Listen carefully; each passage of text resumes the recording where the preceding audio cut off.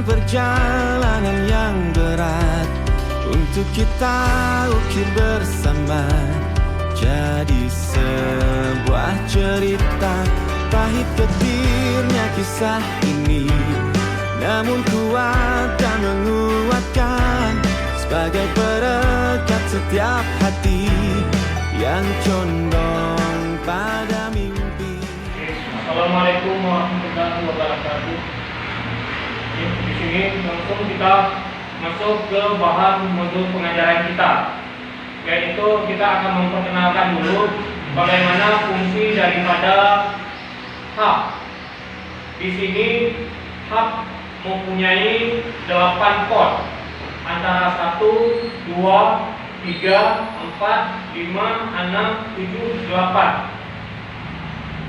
Ke-8 ini sama-sama fungsinya yaitu untuk pembagian jaringan dari induk ke klien. Contoh, misalnya kita menggunakan komputer kita 5 ataupun 6 buah komputer. Ini hub 8 port, sedangkan ini juga hub ini 16 port.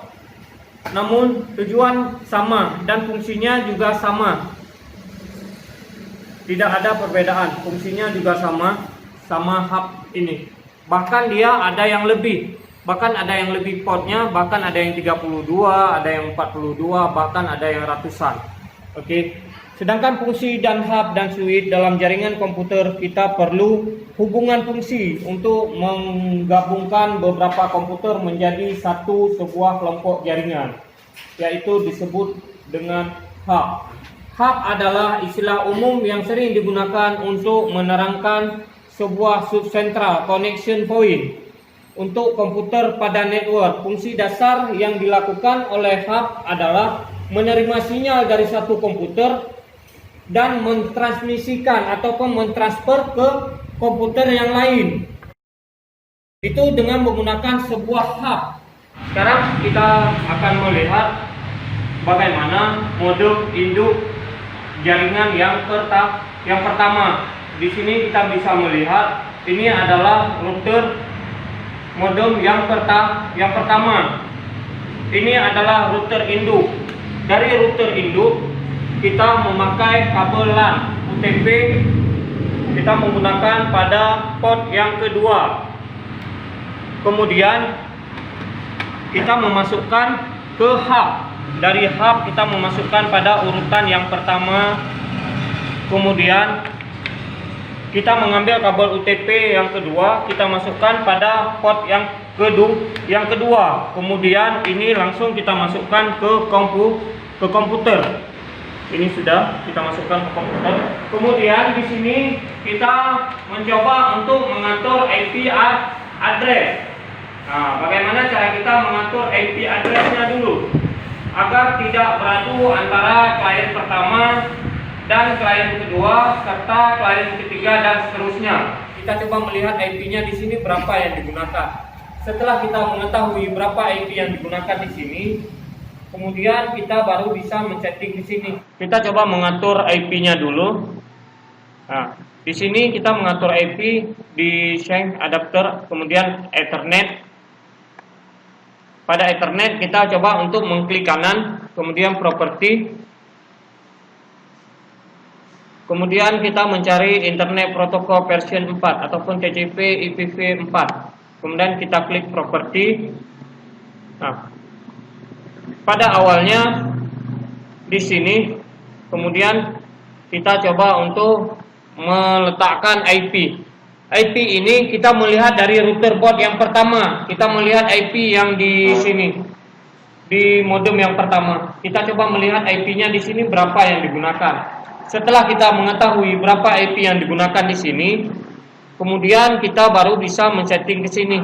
Contoh misalnya 192.168.1, kemudian di sini PC 2, kita letakkan 2. Kemudian kita menekan tombol tab. Ini secara otomatis akan terisi, submake-nya akan terisi otomatis. Kemudian kita tekan tab kembali. Kita isi seperti yang di atas, 192.168.1. 168.100.2. Oke, kita langsung menekan OK. Oke.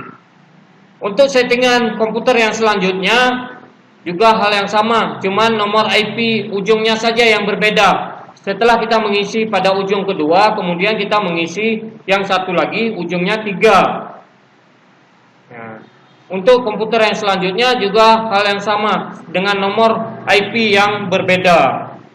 Oke. Di sini kita sudah bisa untuk men-setting IP address-nya.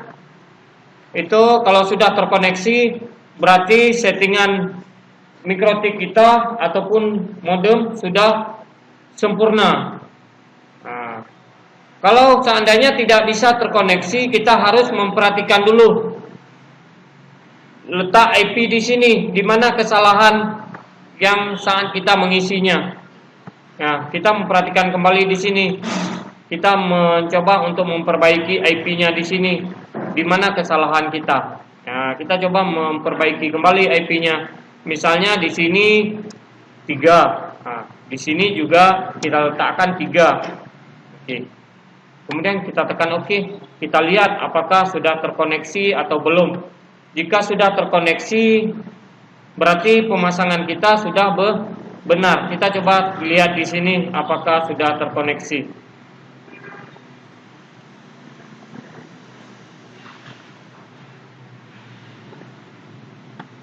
Kita coba klik di sini.